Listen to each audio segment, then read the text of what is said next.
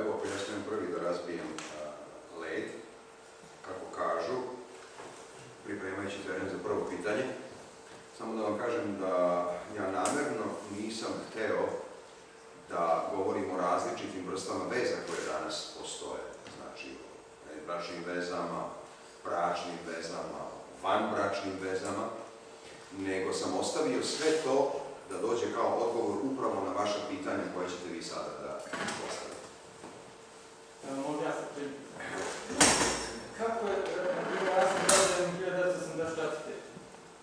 Kako da ja od svojih srpskih pravoslavnih roditelja nisam čuo nijednom, da predbračni odnosi nisu nešto što je pravoslavno. I kako da sam ja u stvari čuo obrnuto, da su oni mene u stvari, da ja kao nisam normalan ako nemam devojku, a 15, 16, 17, 18 godina. Kako smo došli do te situacije da... Prvo uvod u odgovor. I tebi, dragi menjači, svima vama, kada se nametnu takva pitanja, nemojte nikada u sebi osuđivati svoje roditelje. Jer svaki roditelj je učinio ono i onoliko koliko je mogao, koliko je znao. Da su mogli, da su umeli više, učinili bi više. Prema tome, roditelje uvek treba voleti, roditeljima uvek treba sve opraštati, ne bezuslovno, ali kao deca smo dužni da opraštamo.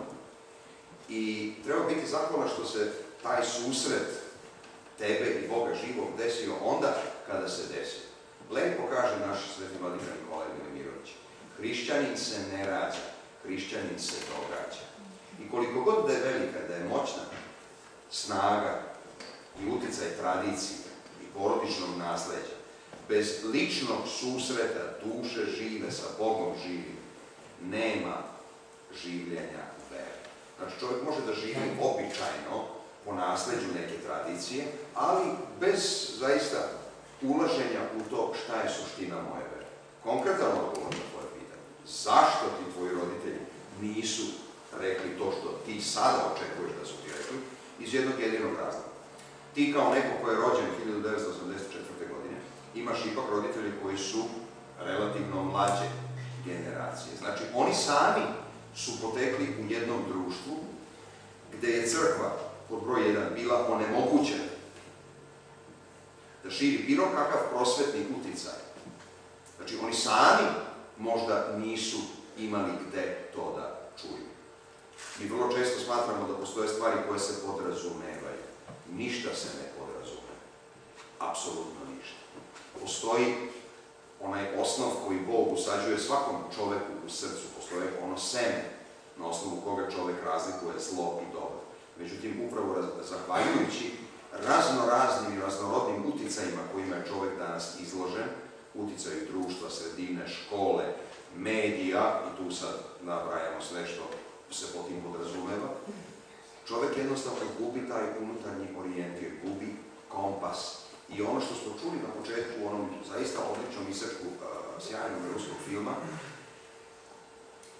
najveća kriza savremene omladine i pogotovo dece jeste ne u tome što su ona neosetljiva, nego što u toj neosetljivosti ne vide apsolutno ništa loše. Da njemu treba još 10 i 15 da ubije da bi postigao broj koji određena igra traži. I tako se upravo neguje neosetljivost. Da li je ona programirana ili nije, to je sada druga stvar. Čovjek ne treba sebe da uzima raznim teorijama zavere, mnogo ih je oko nas. Prema tome, tvoji roditelji nisu mogli to da ti kažu jer oni ni sami nisu bili tome učeni, a crkva koja je trebala tome da ih uči nije bila u stanju, jer su slobode Srpskoj pravoslavnoj crkvi u onoj Jugoslaviji posle Drugog svjetskog rata bile deljenjene na kašičicu.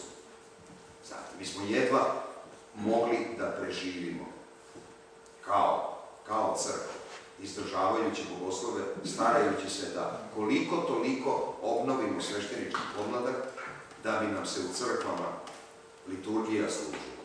U pojedinim gradovima 60-ih, 70-ih godina možda negde, znam za slučaj Novog Sada, sam došao kroz to delimično u Pančevu, u Kotoru, nešto u Sarajevu, u Banja Luci. Interesantno, u mešovitim sredinama je bilo to mnogo više izraženo, je postojala veronauka pri crkvi.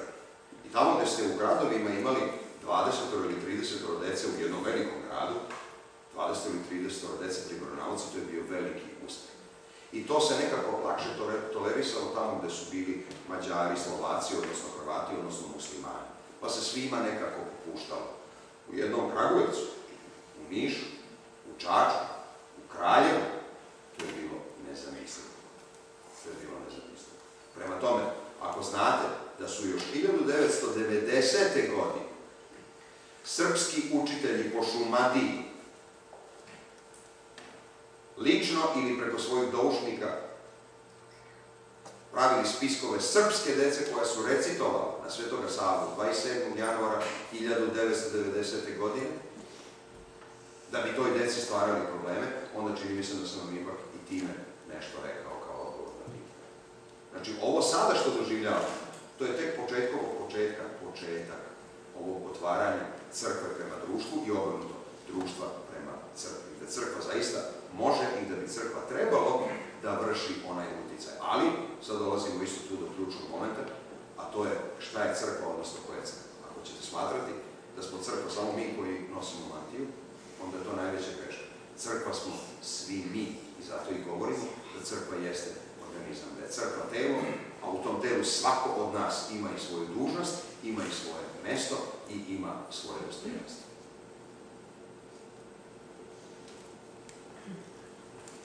Sljedeće, izvolite. Možete malo da obesiti pojam zaljubljenosti, što ste pričali, neke komponente, što će mi stvarati, vjerovatno negativna komponenta je strast. Drugo pitanje je malo da obesite ove prijava neko što ste rekli da u toku dana govorimo kako su volite, hvale i oprosti.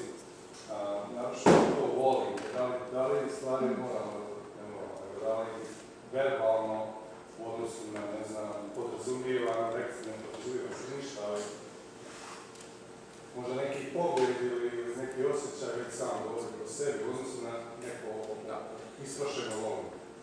Naravno, pazite, svako će sam sebi da odredi način ponašanja. Međutim, s obzirom da smo danas izloženi sve većoj količini kako verbalne, pa onda i druge agresije, čini mi se da je prosto kao protivteža tome, kao jedan blagotvorni balsam, jako dobro koristiti dobre i blage reči. Ali naravno ne zaustavljati se samo na tome, nije umetnost reći nekom volite. Umetnost je pokazati i dokazati kako te voli, pa onda možete i bez reči. Što se tiče prvog dela vašeg pitanja, zaljubljenost. Znate, kada bi se sve završavalo na zaljubljenosti, zaljubljene ljude bi trebalo stavljati u jedan rezervat i ne davati im apsolutno ništa ozbiljno da radi. Zato što je zaljubljen čovek, nepromišljen čovek koji ne hoda po zemlji. Ali to stanje zaljubljenosti je jako, jako važno. Ponavljam, kao preduslov. I čak neki sveti oci poistovećuju zaljubljenost prema osobi koju ćemo kasnije, nadamo se, ozbiljno voleti, poistovećuju to sa onim osjećajem koje čovekova duša ima prema Bogu. Upravo po rečima psalmopesnika: žedna moja duša tebe, Gospode, kao pošuta izvora vode žive. I ako uzmete najlepši primjer ljubavne poezije ikada napisane, to je pesmama u Starom Zavetu. I ako to transponujete sada na onaj odnos koji postoji i postojao je, a još uvek postoji, između Boga i Boga izabranog naroda, a od momenta dolaska Hrista u ovaj svet, svaki narod je postao Bogu izabrani narod, svaki narod na kome se služi liturgija, na kome se propoveda Hristovo evanđelje, je postao Bogu izabrani narod. Nema više Bogu izabranih naroda, nema više svetih jezika, svaki jezik je svet. Znači, ta zaljubljenost je jako, jako dobra. Ono što nije dobro jeste kada čovek ostane na zaljubljenosti, jer zaljubljenost ne može dugo da traje.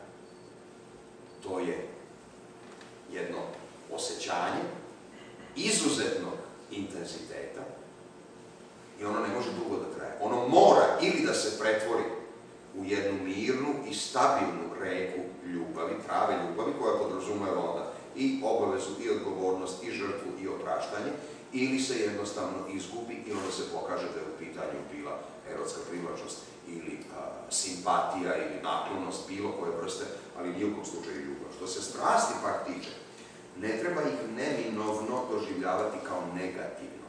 Recimo, Sveti Ava Isak Sirin strasti uzima kao nešto vrlo ozbiljno i kao pozitivno čak. Naime, kao motiv da čovek ne uništi strast, nego da ih preobrati u jednu dobru, u pozitivnu energiju. Jer pazite, svima nama su date dve energije koje su izuzetno važne. Seksualna energija i agresivna energija. I svako od nas mora da zna kako će da izađe na kraj i sa jednom i sa drugom. Seksualnu energiju čovek živi na jedan zdrav način u Bogom blagoslovenom braku. Agresivnu energiju čovek transponuje tako što neće dozvoliti mesto gnevu da izađe iz njega, nego će jednostavno ljubavlju da savlada tu agresiju koja potencijalno postoji u njemu. Pazite, od 4 karaktera sa kojima se čovek rađa, 2 karaktera, onaj u kolerika i u sangvinika, su već potencijalno agresivni. Znači, puni i prepuni strasti. U našem jeziku, kada se neko sa velikom posvećenošću bavi nečim, onda kaže, on je zaista strastveni, pa sad već strastveni šta?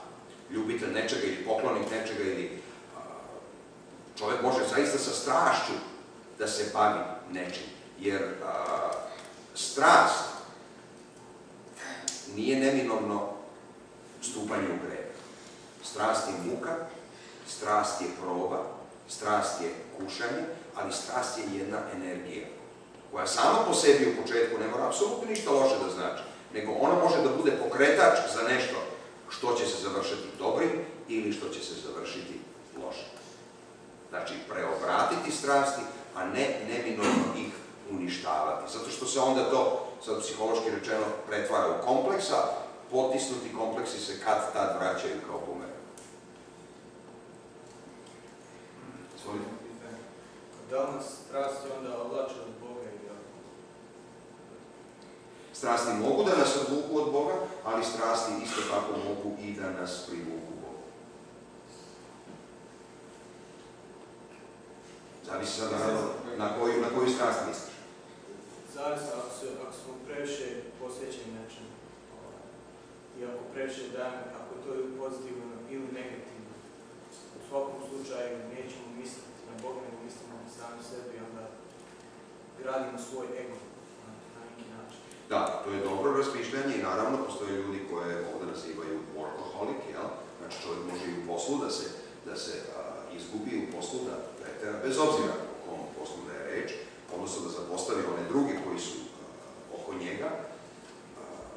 Ja sam prvi koji je spreman i zreo za ispovest te vrste, jer često smatrajući da, ajde da kažem, da radim, da se bavim onim što je korisno i vredno, jeste, ali vrlo često dođem u situaciju da moram sebe da zapitam, a ne zapostavljaš li ti one koji su ti prvenstveno povereni? To je tvoja porodica. I moram da priznam da ih zapostavim. I onda pokušavam da uspostavim neki balans. Znate, za sveštenika koji proneveri crkvene pare, se kaže da je loš sveštenik, loš karakter, da je lopov, da je ovo ili da je ono. A za sveštenika koji proneveri vreme koje mu je Bog dao da bi upotrebio na korist svoje porodice, se kaže da je jako požrtvovan sveštenik i vredan sveštenik koji je od jutra do sutra sa svojom pastvom i tako dalje. Moja prva pastva je moja porodica. Ako ja nisam sveštenik u domu svome, van kuće mogu mrtve da vaskrsavam, ništa ne vredi. Znači, drugim rečima, u svemu treba napraviti i uspostaviti jedan balans.